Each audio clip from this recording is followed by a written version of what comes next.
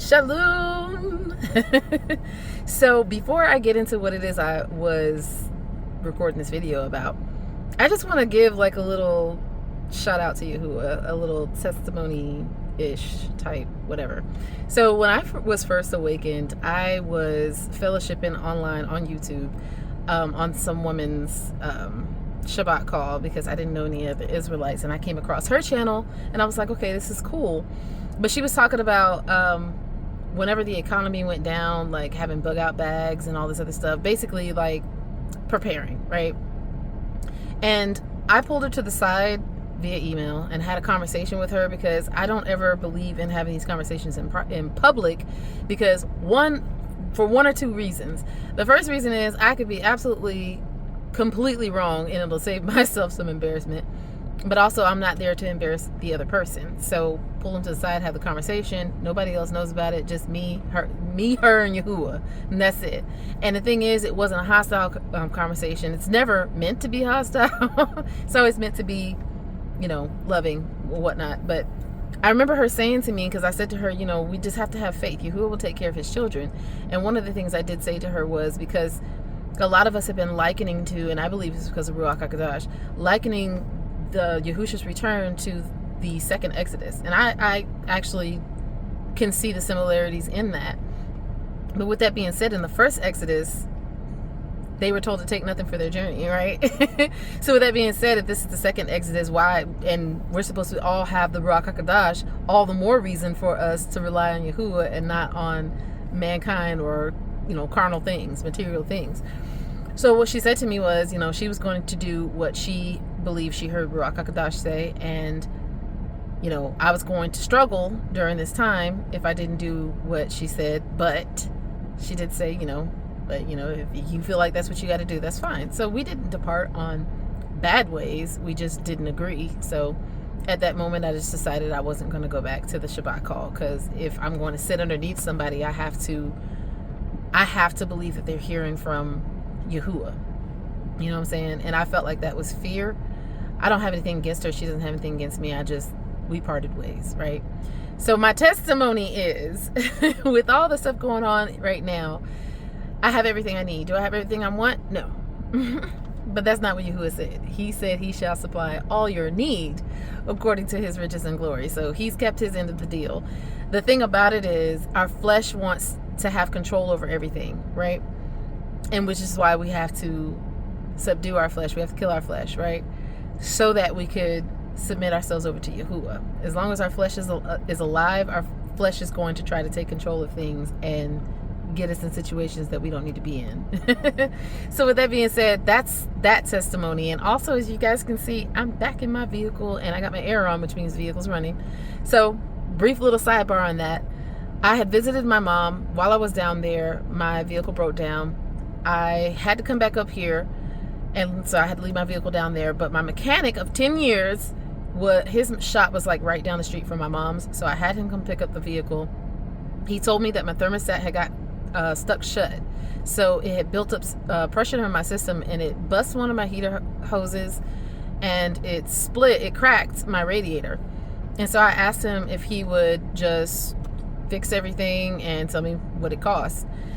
Well, he fixed the thermostat, but he only sealed the radiator. I actually asked him to replace the radiator. He only sealed the radiator. Now, my mom lives about 200 plus miles away from me. And anybody that knows about vehicles knows it's about I was going to say 50-50, but it's more of a 60-40 chance. 60 being the chance that the car would break down, 40 being the chance that I would make it. There's a 60-40 chance that if I tried to drive that 200 plus miles on a sealed radiator instead of a replaced radiator, that I might be on the side of the road somewhere trying to get back home, right? And I didn't want to chance that because 9 times out of 10, my son was going to be with me. So I prayed, asked Yahuwah what he wanted me to do, and I was able to purchase a radiator of my own. I was able to transport the car from my mom's house back up here to where I live. Now, mind you, that was a whole debacle that I'm not going to get into right now, but I will put the information to the transport company and the driver, because I prayed and asked Yahuwah to send me someone that was going to take care of my vehicle and get it here on time and not be shady and all this other stuff, and that's who I got. When you go and look up transport companies, 9 times out of 10, you're going to get a broker company, which is basically a third party that you don't need. So there's going to be a fee that's involved. So it's going to be at least $150 more when you have a broker instead of going straight to the carrier, something I didn't know until now. But I'm telling you guys in case you ever need it. But I am going to put the information on the screen for the carrying company, because the gentleman, he sounded like he was from like Jamaica or something, but he was extremely nice. He communicated very well. He got my vehicle here on time. There was no damage done to it. Took very good care of everything. And again, if you go straight to the carrier, it's like $150 cheaper. So, hallelujah. But with that being said, Yahuwah says that he will, in Deuteronomy 28, he says that if we're obedient to him, he'll barak the works of our hands, right?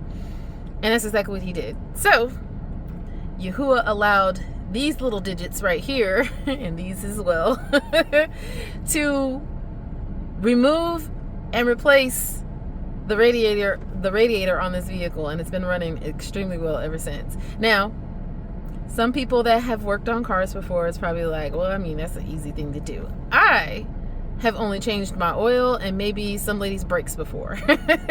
And she had brake shoes, so that was a hard job. But I didn't do anything like this before, so I was kind of like, Yahuwah, you did that. I was excited, especially because the vehicle didn't like catch fire or blow up or something. You know what I'm saying? So I'm excited that, you know, I fixed my radiator. Praise Yahuwah. Yahuwah fixed my radiator. Let me go ahead and say that before I get struck down. But yeah, so that happened. But speaking of Deuteronomy 28, a lot of us have heard people talking about Deuteronomy 28 as far as the curses. That's verses 15 to 20. 15 to 68. But Yahuwah also talks about, prior to that, in verses 1 to 14, the promises that come to those that are obedient to him. So verses 12 and 13, verses 1 to 14 talks about it. Okay, yeah, verses 12 to 13 mentions like being the head, not the tail, the lender, not borrow, above and not beneath, right? So I was asking him, like a daughter should ask her father that knows more than her. I was asking him, like, if that is the case, have I done something to where I'm in this situation where I'm constantly having to depend on other people? Now it's Yahuwah that is putting it on the hearts of these people to take care of me, because he said that he was going to do that in this portion of my walk, and he's done just that. Like, for instance, like me not having a job, he said he was going to put it on the heart of people to sow money into me. And then my mother, out of nowhere, was like, she heard a voice tell her, like, this is literally what she said. She heard a voice tell her to start sowing money into me every month. Now, I know some people are like, well, that's your mother. If you knew her financial situation, you would understand. Like, that was Yahuwah. And Yahuwah has increased her financially through her obedience to sowing into me. So praise Yah for that. But said all that to say, I was asking him, I said, well, why am I in this situation right now? Why am I not the one that is, you know, sowing into other people financially? Now, I have sowed into other people other ways, and I do know that there's more ways to be the head, not the tail, than just financially. I was just asking him specifically about this because, you know, how else I'm going to know? So what he said to me was, he said, well, I can't just give it to you right away. I have to give you the right heart posture in order to handle being the head and not the tail, so you don't destroy yourself. Then he started reminding me of our brother Joseph. He served his father. He served Potiphar before he served Pharaoh, right? And we all know the whole time he was serving Yahuwah. But he didn't just pop into Pharaoh's house and Pharaoh was like, I want that guy. You know what I'm saying? Like, he had to go through a series of testing and remain righteous during that testing before Yahuwah put him where he needed to be. Dawood went from his father's house into the very house of the man that would later try to kill him the rest of his life, right? Because he was now in the position of that man, but he hadn't officially been put there in the carnal, but spiritually he had already received the anointing of the king, right? So Saul,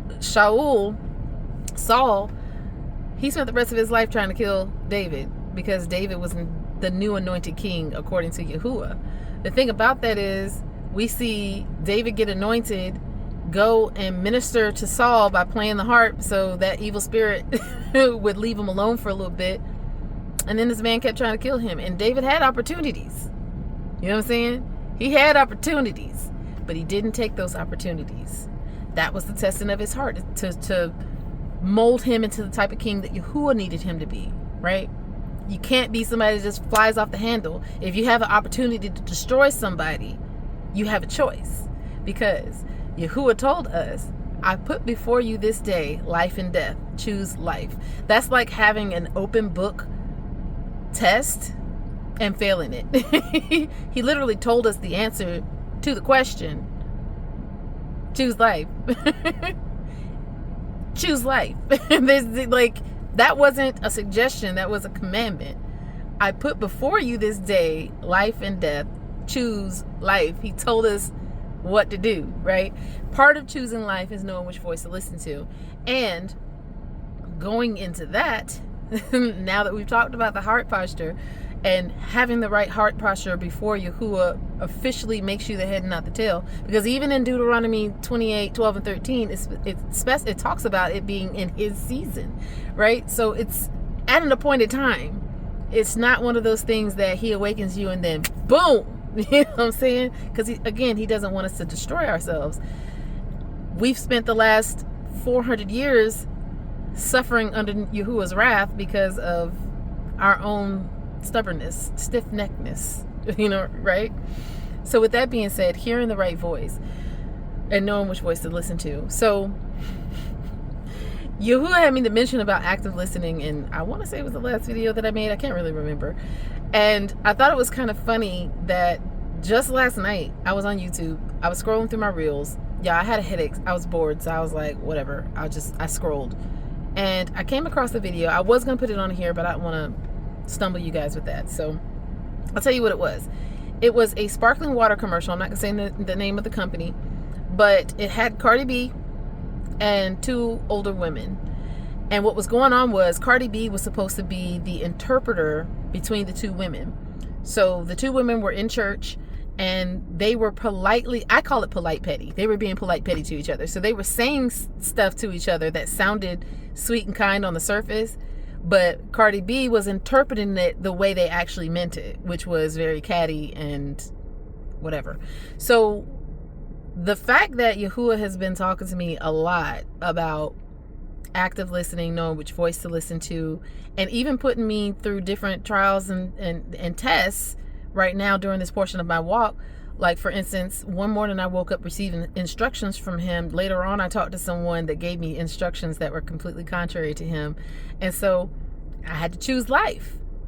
Even though this person is someone that typically I would trust, in that moment, I had to understand that regardless of if I trust them or not, they're saying something against what Yahuwah has already told me. And I never told them that Yahuwah told me the exact opposite of what they were telling me. I just made a mental note and I did what Yahuwah said instead of what they told me to do. So with this being the part of the walk that I'm in, what Yahuwah was talking to me about was, you have to have the mentality of a warrior. We're his children and he fights our battles. We still have to be strategic, right? Be as sly as a serpent, but as gentle as a dove, right?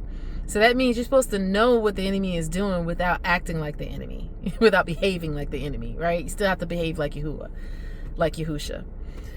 So with that being said, the enemy is pretty much giving away his location. Like, the enemy is showing, and the only reason why I'm able to see this is because Yahuwah gave me his Ruach, which gave me eyes to see and ears to hear. Without Ruach HaKodesh, you cannot see this. It's going to look very innocent. It might even make you laugh and so on and so forth. But because he gave us eyes to see and ears to hear, we can see it differently. So basically, one is introducing strife, because she's literally the interpreter back and forth. They're being catty, all this other stuff. Then it's also introducing lies, basically, right? So one of the things that I mentioned in the video that I was talking about with the active listening was, you have to listen to what a person is saying, because what a person is saying can be indicative of whatever it is they're going through. Because Yahushua told us, out of the abundance of the mouth, the heart speaks, right? Reverse that. Out of the abundance of the heart, the mouth speaks. If the heart is, you know what? Y'all know what I meant. So out of the abundance of the heart, the mouth speaks, right? So with that being said, I think I gave an example of someone always apologizing, even when they didn't really do anything wrong. That can be indicative of them being made to feel like they were always like the problem in whatever relationship they've come from, whether it be familial or intimate or whatnot. They've always been made to feel like everything is their fault. So they naturally just have developed this, I'm sorry. And it appears to some people like they're being humble, but it's really their trauma spilling out, right? So I think it's kind of funny that Yahuwah has been teaching me how to better actively listen. And then he had me mention it to you guys. And now the enemy is showing us that he's attacking our ears. He's attacking. And the thing is, it's nothing new under the sun. So it's the same thing that he did to Huah, but it's just being able to see how the enemy is giving away his location, his position. This is what I'm doing, is basically what he's saying. I'm attacking what you're hearing, because those women were hearing what they thought the other person was saying, right? That's what Cardi B's job was, to say what they thought the other person was really saying. And how many times have we been in that position? I'll try to make it quick. You guys know I talk a lot and I'm long-winded. So I'll give you guys a very short experience that I had. And I know it seems like I'm always having these bad experiences with Israelites, but I mean, that's just part of the walk, because we know there's more. We know it's only a remnant. So we're going to be dealing with a lot of people that call themselves Israelites that don't have the Ruach HaKodesh and are not operating like Yahuwah's children. So it just is what it is, right? So in this particular instance, I was on the phone with who I thought was a brother in Hamashiach. And one of our sisters and her husband called me, and I had put him on hold. They called me. They had been living in an extended stay. And I said, hold on a second, I'm on the phone with so-and-so. So I patched them through. So all four of us were on the phone, right? They were saying that they were $150 short on their rent. And they went into this spiel about how they had like the total that they needed was like $400, but they were short $150. I didn't have a whole lot of money at the time, but I heard Yahuwah tell me to give them, and I'm only giving you the amount because it's necessary for the story. Give them $50. That's really all I had to give. And even that I really didn't have to give, but Yahuwah told me to do it. And like, I would want someone to do that for me if I was facing homelessness. You know what I'm saying? So I gave it, and then the Ak gave them the other 100. So boom, they had the 150 that they needed. So a few days later, I had been fasting, and this same Ak calls me, and because I was fasting, it was a lot of stuff going on, and I was just not feeling life. And he said, are you all right? And I was like, no, I'm fasting and it's a lot going on. So he prayed for me. Well, keep in mind, he has his knowledge, right? So he asked me about that situation that I just told you about. And he was like, didn't they say? And so he's asking me what I remembered about the conversation. So I told him what I just told you guys, because that's what I remembered happening in the conversation. Somewhere in his mind, he remembers them saying they needed more money than the $150. So I'm like, well, I don't know what to tell you. I remember this. So he starts to get a little with me, right? Because I'm telling him I don't remember it that way. I'm already going through something, and I needed to make a phone call to my insurance company. So before I cussed him out, I said, hey, let me call this place real quick and take care of this. I'll call you right back. It took me all of 10 minutes. That gave me enough time to calm down, call the people, figure out what's going on, and then circle back. And I was extremely upset. because of other things, but then now he's like the cherry on top. So anyway, so I do that. I call back. He doesn't answer, but he shoots me a text. He's like, hey, I'm on the phone. I'll call you back later. And I just sent him a text and I said, that might be good so we can both like figure out what's going on before we talk again. And then I sent him a voice memo so he could hear my tone. And I literally said on the voice memo, hey, I'm just sending you this so you can hear my tone and hear that I'm not upset, this, that, and the other, yada, yada. Well, not too long after that, I get a voice memo on Facebook Messenger, and he's basically telling me that I'm trying to convince him of a lie and all this other stuff. Like, he's not being a decent brother. You know what I'm saying? And all I did was answer his question, because the way I remembered it was they needed the 150, even though they had to pay 400, they only needed 150 left to make the 400. So yeah, he's basically telling me that I'm trying to convince him of that I'm trying to convince him of a lie and this, that, and the other, yada, yada, yada, which lets me know that Ak had some voices going on in his head, and unfortunately the Ruach HaKodesh was not winning. Not winning, because whoever you listen to is who you're servant to, right? Well, whoever you listen to and obey is who you're servant to. So when we cuss somebody out, for instance, we listened to another voice tell us to cuss that person out, whether it's our voice or the enemy's voice, and then we cussed that person out, so we listened to and obeyed. We became a servant to that voice. But when we listen to and obey Yahuwah, we want to cuss the person out, but instead we retract ourselves, we go somewhere and pray. We have now listened to the Ruach HaKodesh, and we've maintained our servitude to Yahuwah, right? So I don't know what Ak had going on in his mind, but I had to literally tell him, and I've said this to multiple people before, there's nobody on the face of this planet that is important enough for me to burn in the lake of fire. And I base that off of what Revelation 21:8 says, that liars will find their place in the lake of fire with whoremongers and sorcerers and the like, right? So I said that to him. So a few days went by, we hadn't spoken to each other, and then he sent me a message on Facebook, some random message about how to teach my child this, that, and the other. And I just said to him, Ak, until we have a conversation about what happened the other day, I don't feel comfortable taking advice from you about how to do this, that, and the other for my son. And I didn't. I was being very honest with him, because if we can't handle this like righteous brother and sister, then I don't feel like you have a place in my life to give me any advice on how to take care of my child. And that's when it happened. Like, he literally exploded. Apparently I was all kinds of problems, and he had been upset with me all this time. Now, mind you, he hadn't said none of this to me. Like, and I had even told him that I was just trying to de-escalate the situation. Like, when we were talking about the finances, I was trying to de-escalate the situation, because I knew how the love that he told me that he had for the sis and her husband. So I didn't want him to feel like they were trying to get one over on him, and then him contact them, and that disrupt their relationship. So I had said to him multiple times, I was just trying to de-escalate the situation.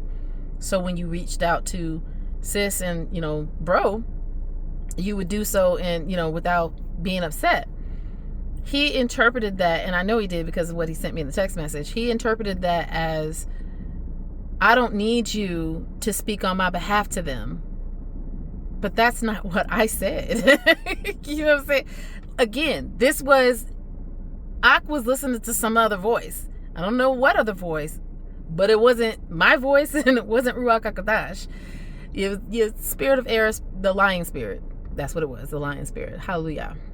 Not for the fact that he was listening to the lying spirit. Hallelujah for his Ruach saying that it was the lying spirit. So, so that's what was going on in that situation. And so finally, I wound up saying to him, why don't we have, basically I said, let's have a conversation. Let's call each other. Because I kept seeing that he just kept misinterpreting my text messages, because it was other times in the conversation that he was misinterpreting my text messages. And so I wanted to have a call so we could cut down, because I could see the enemy was trying to do what the enemy was trying to do. He didn't want to. He said, I need to have this conversation to have proof of what it is that was said. Again, implying that I'm being deceptive, because apparently he thinks that he's important enough for me to burn in the lake of fire. And he's not. So he needs to have proof. But Yahushua told us to bring another person. If you need proof, bring another person. Bring a mediator. And if it's not resolved, then we're supposed to go before the assembly. Isn't that how Yahushua said to handle those situations in Matthew 18? Not record stuff. And mind you, this is the same one that gave me the advice to record the conversation with me and Akoti, and then proceeded to keep telling me stuff about her to try to make me not like her anymore. And I had to let him know I love Akoti, and I'm not going to stop loving Akoti. Like, I'm not trying to be mad at her, but he was trying to keep me in a place where I was mad at her. So again, the fruit was not fruiting the way it needed to fruit. Okay. So with that being said, I said to him, I'm not going to keep having these conversations via text message that you're going to keep misinterpreting. And I respect the fact that you don't want to have a conversation on the phone. So if that's the case, then this is going to be the end of the conversation. He kept trying to carry on. And finally I told him, I'm about to block you. And I did. And he's been blocked ever since. That happened early last year. And Yahuwah has not told me to unblock him, because I'm not going to walk with you. You're not behaving like a son of Yahuwah. You're behaving like a man of the world. And I don't care what you call yourself. The fruit ain't fruiting, right? Yahushua said you'll know them by their fruit.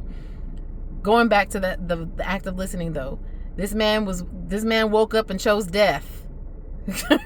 Because if you're not listening to the Ruach, you're listening to death, basically. Because it doesn't matter what you call the spirit that you're listening to, it's death. Because it's not Yahuwah's spirit. It's not Yahuwah's instruction. So whatever voice he was hearing in his head was having him upset with me, sis, and her husband.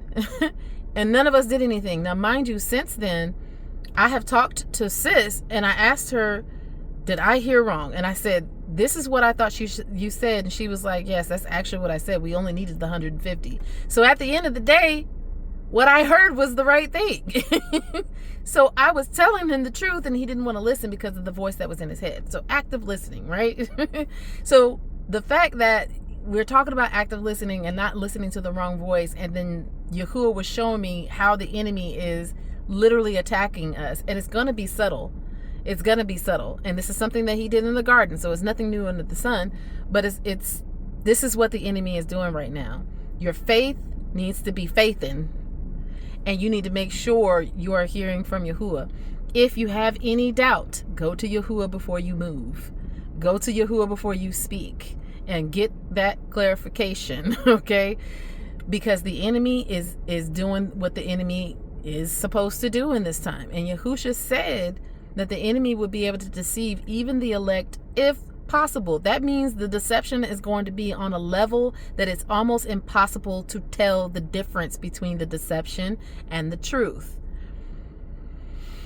So I got to give Yahuwah praise for me even seeing that, because it's like, wow, you've been speaking to me about making sure I'm listening to the right voice. You've been having these tests and trials pop up to give me a chance to listen to you versus another voice. And now you're showing me why it's necessary, which we already knew why, but just when Yahuwah does stuff like that, it just makes me go, you know what I'm saying? It just makes me happy to see that. So, and if you hear, going back to, out of the abundance of the heart, the mouth speaks.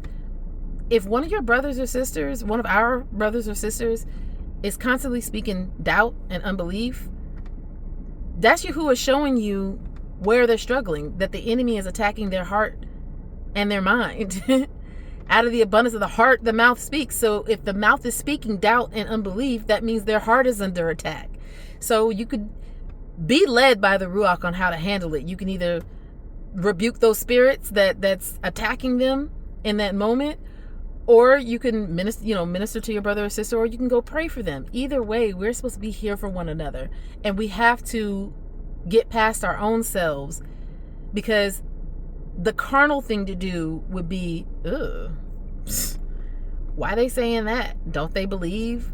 Don't they understand who Yahuwah is? We supposed to have the faith of the mustard seed, right? That's the carnal way of looking at that. But the righteous way of looking at that is, my brother and sister is under attack. I need to intercede on their behalf. I need to go to war for them. I need to be a brother or sister to them. That's the righteous thing to do. Right? All right. So I just want to share that with you guys, and hallelujah for allowing these little digits right here to replace that radiator. You guys, listen, I was so happy I was able to do that. I even replaced my air filter after that. And I was like, shoot, all the stuff that's going wrong on this vehicle though, and all the stuff I've been having to replace on my own, like with my own hands and no mechanic. I said, well, you know what, Yahuwah, I don't understand what you have going on, but one thing I will say, I know it's for a purpose. Said all that to say, like, we don't know what it is, the reason why Yahuwah has us doing what they're having us to do, because I would rather have somebody else do it.